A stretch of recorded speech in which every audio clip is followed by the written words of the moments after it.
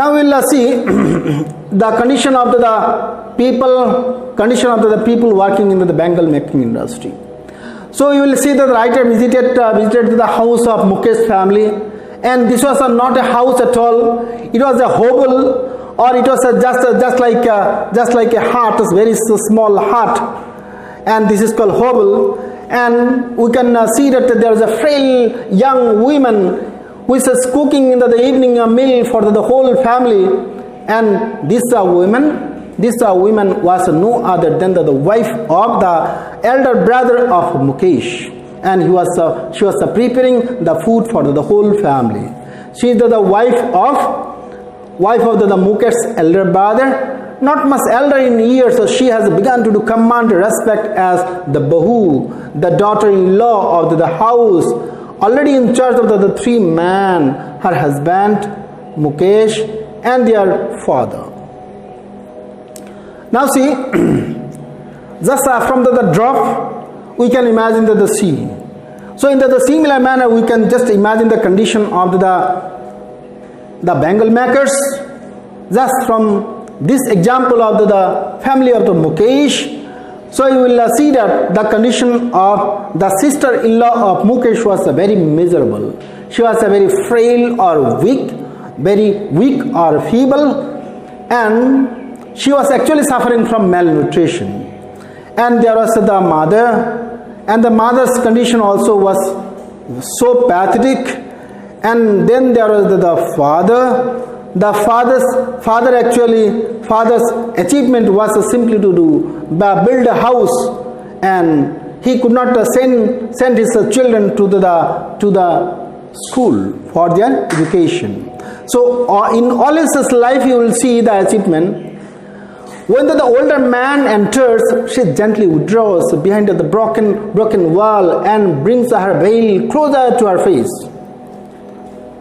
So you will see this is the tradition of India. So it is the way by which the elderly people are respected. When the women are there in the house, so they will be covering their face with the veil or curtain.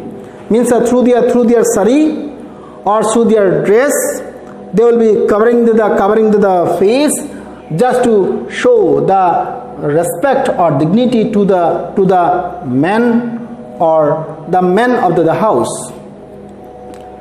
So therefore she withdraws.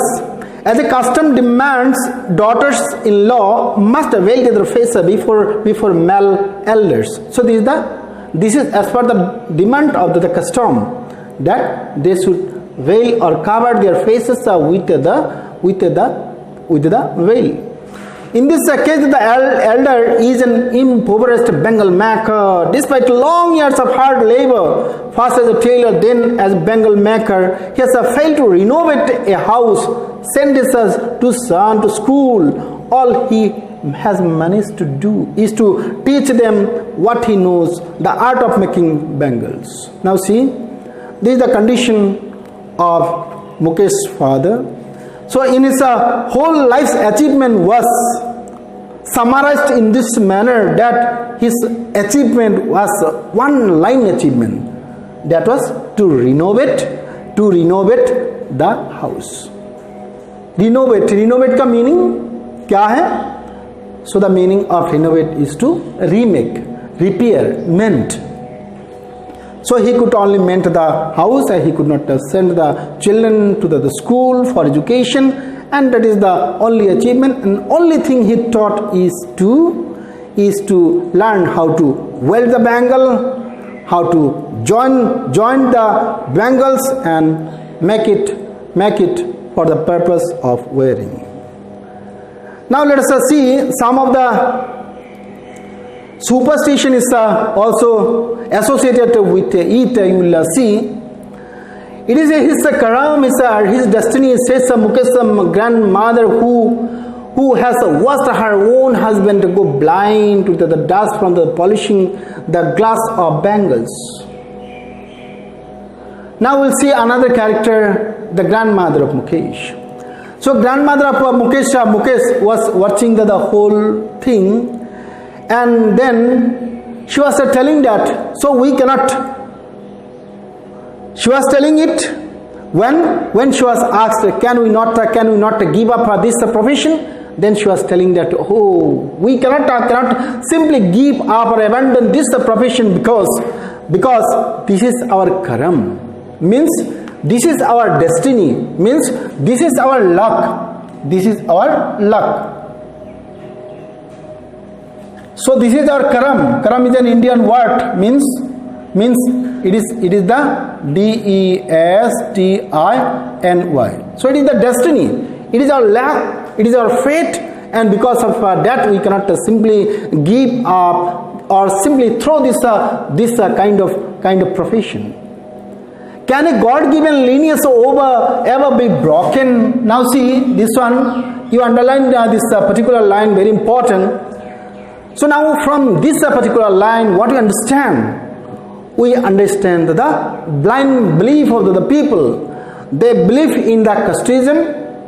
They believe in the caste, that they are in the lower caste and they cannot actually go above it, and therefore they thought that this caste is given by man is separated just by God, and therefore we simply cannot deny or refuse it. And this is expressed in the mouth of the grandmother of Mukesh. Born into the caste of the bangle makers, they have seen nothing but bangles in the house, in the yurt, in the other house, in every other yurt in the street of Firozabad.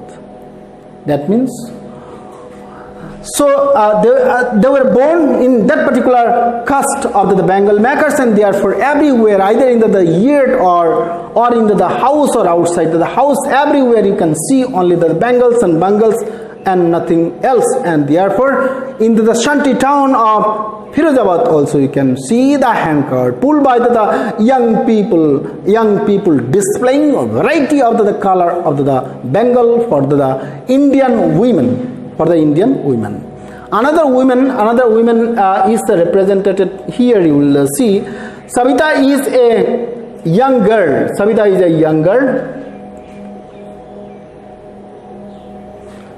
Now, or Savita, you see, Savita is a young girl draped in pink sari, sits alongside along with an elderly woman soldering pieces of glass. As her husband moves mechanically like the tongue of a machine, I wonder if she knows the sanctity of the bangle she helps make. It symbolizes an Indian woman's shuhag, auspiciousness in the marriage. Now let us see this part first. Let us see.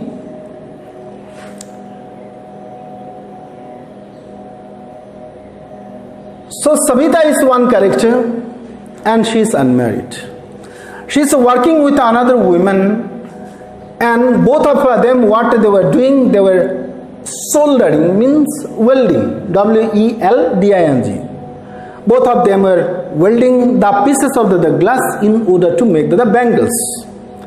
And her hand was so swift, so speedy, that it was mechanically running just like the tongue of the machine. As the tongue of the machine moves swiftly in the similar manner, her hands were so habituated to work that it was also continued to move in the manner of the tongue of the machine. Now the writer is very much doubtful as to whether she knows the sanctity of the bangle she helps make. Sanctity means what? The purity. Sanctity means purity. Purity.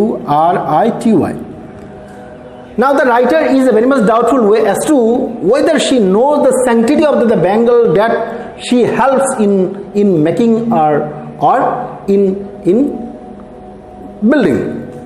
It symbolizes an Indian woman's shuhag. This you will see. This is the symbol of the shuhag. Symbol of the shuhag means it represents, the bangle represents the shuhag of the Indian girl, Indian woman. it is the auspiciousness, means it is a good sign in the marriage of an Indian woman. It will dawn on her suddenly one day when her head is draped with a red veil, her hand dyed red with a henna, and a red bangle rolled onto her wrist. Now see, another word, D-A-W-N. What is the meaning of this dawn? Dawn means A-W-A-K-E-N, awaken. Means coming to the mind, come to the mind. Come to the mind. So one day she will be aware, she will come to know all of a sudden when she will be married.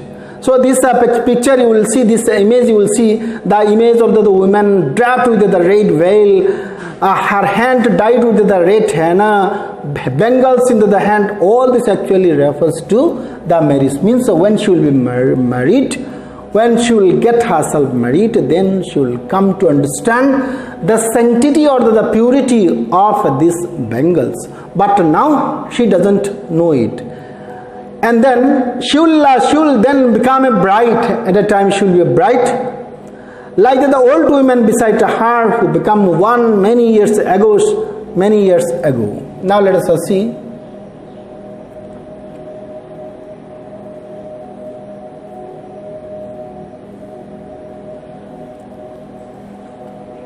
This woman, you will see the condition of this woman. So the woman just by the side of Savita, so her condition was so pathetic. She was telling that एक तो वक्त शेर भर खाना भी नहीं खाया, means there was not a particular meal which was a square meal, complete meal. शेर is a particular measurement. Therefore, so when she was talking, her voice was drained of joy. Means there was no joy in her voice. It was a joyless voice. And then she was finally telling that her husband, an old man with a flowing beard, says, I know nothing as a bangle. All I have done is make a house for the family to live in.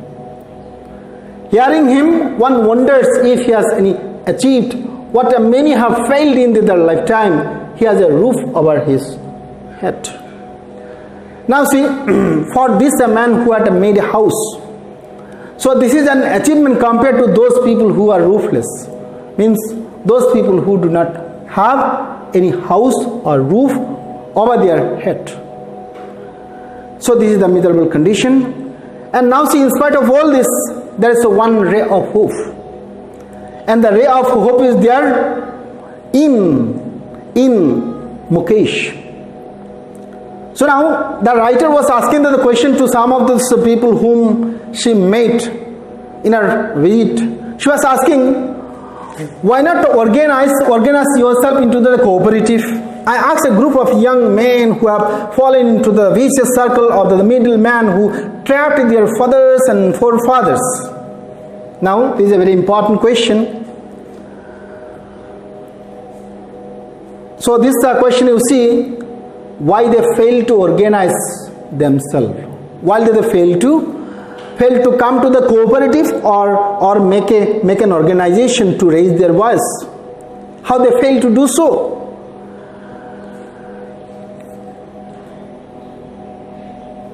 Now the answer is that they have fallen into the vicious circle of the middleman who trapped their fathers and forefathers.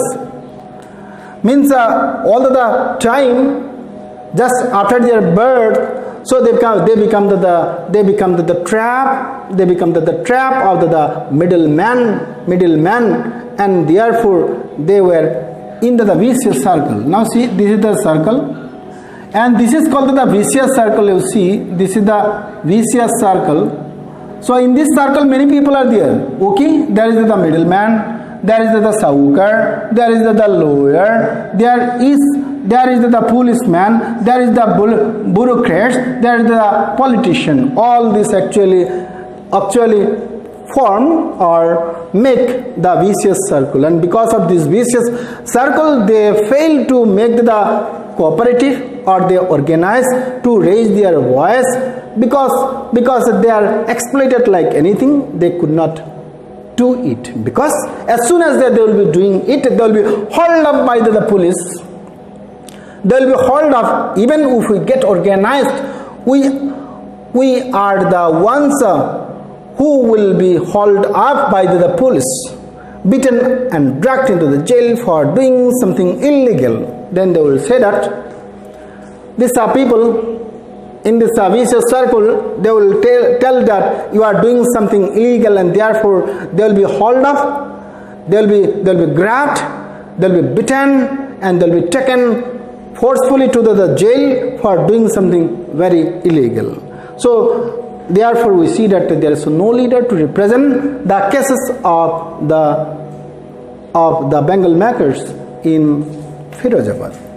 Finally, we will see there is a Mukesh. So when Mukesh was asked, then Mukesh told that, you will see. So Mukesh is the only exception in among these people of the Bengal makers. So when he was asked what he wants to be, then he said that he wants to be a motor mechanic. So he said that he will walk the distance and go to the garage and just become a motor mechanic. He doesn't want to be a pilot of the aeroplane, because hardly few aeroplanes fly into the sky of Firozabad. But there are many cars, many vehicles, and the sophisticated cars that fly into the roads of Firozabad. Therefore, his dream is very realistic, even though this is just a diversion from their lineage, from their chosen path. Therefore, the writer was very happy that at least there is some exception. He wants to be his own master just by becoming the motor mechanics and not working in the industry, that is the Bengal making industry.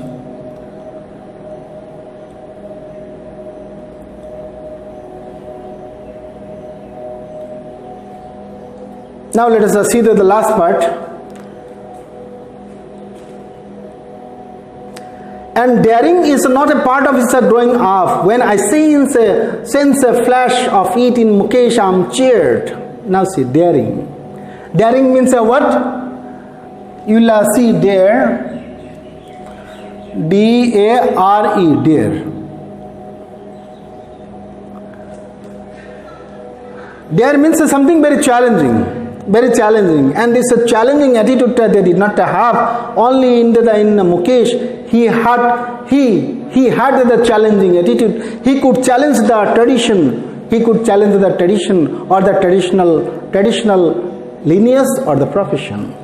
And therefore he wanted to be the motor mechanics. So he will go to the garage and learn the art.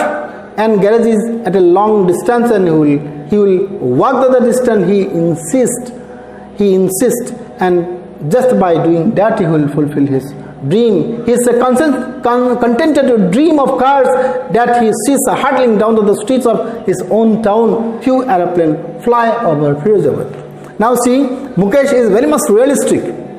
He is very much pragmatic in his attitude. You will see, because he never wants to become the pilot of the aeroplane, because hardly few aeroplanes fly over Firozabad. He can see many buses, many cars passes through or fly in the street of Firozabad, and therefore his dream of becoming the motor mechanic is feasible and realistic. Therefore, I hope you understood this lesson. The lesson is so over. Therefore, now let us conclude this lesson in 2 words only. Therefore, first there is the story. First is the story of Sahib. Sometimes I find a rupee in the garbage. So it tells about his hope, aspiration, dream, disappointment, everything. And finally we see another part, that is Firozabad, and it is represented by Mukesh.